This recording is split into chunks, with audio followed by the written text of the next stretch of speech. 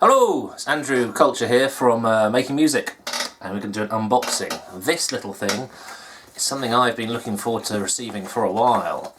Been looking kind of for a first synth. My background's kind of actually in playing, well, I say stringed instruments. I'm a bass player. I've become very, very tempted after watching a documentary about modular synths.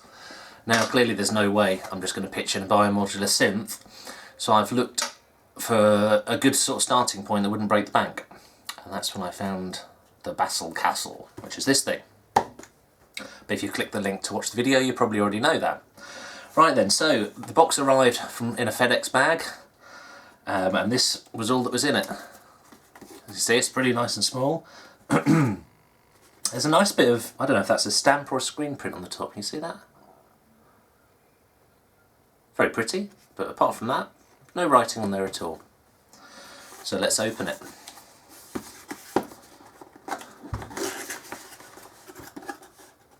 Ooh, there's a present inside. This is cute. Look at this paper. Just as a disclaimer, I have actually already opened this once because I need to check what's actually in here. Pretty. I'll be chuffed if I got some Christmas presents or birthday presents with that kind of wrapping paper. Right, so what else is in the box? Well, let's look at the most important thing first, shall we? No, let's keep that as a tease. Let's just pop that just there. What else we got? We have some teeny tiny, itty bitty little patch cables. Oops.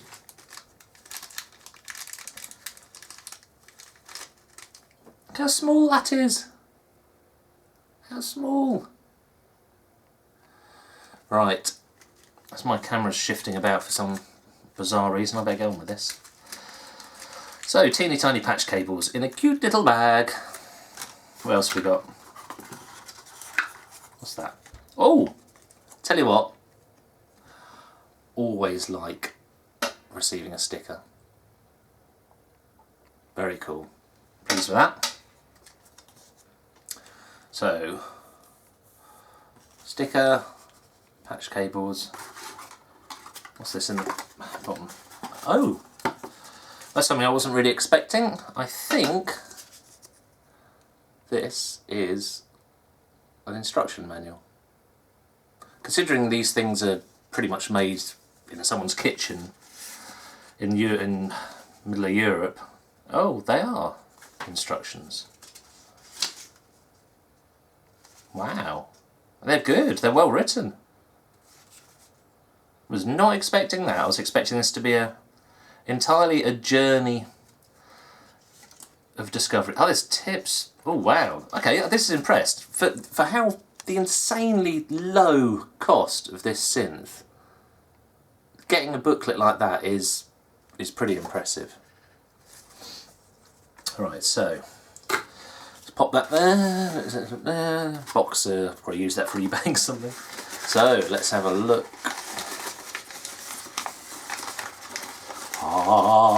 There it is. I'm going to keep that paper.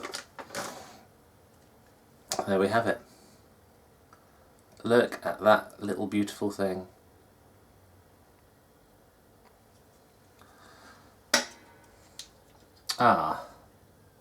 There's no back to it. You see there's the battery kind of area. I must confess I'm slightly disappointed by that because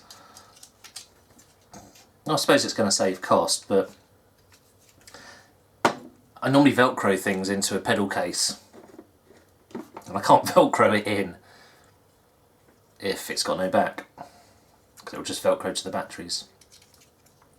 Okay, well I'm not that bothered about that. The overall build quality is really good. This is a solid little thing. There's also some really nice detailing. You see that? See, none of that didn't have to be done. So there's attention to detail there. This isn't all, you know, I certainly wouldn't say this is a cheap thing. It's just incredibly low cost when compared to... Look at that, I really like that. I don't know what it's supposed to be. It looks like teeth. It's really low cost when you compare it to kind of almost any other synth. I looked at the little synths that come kind of in what looks like an effects pedal box, but they didn't have anything like as much control. For one thing, this has the little patchable areas, but it also has an input output, and so you can rig it up to other things without having to use the teeny tiny little connectors. So there we have it. I'm just trying to think of something I could show you for size comparison. I'll tell you what, this is how big an iPhone is next to it. And this is just a standard iPhone, it's not the silly one that looks like you're carrying around a pavement slab. So there you go. The next trick will be to connect it up. There you go. Bastl Castle.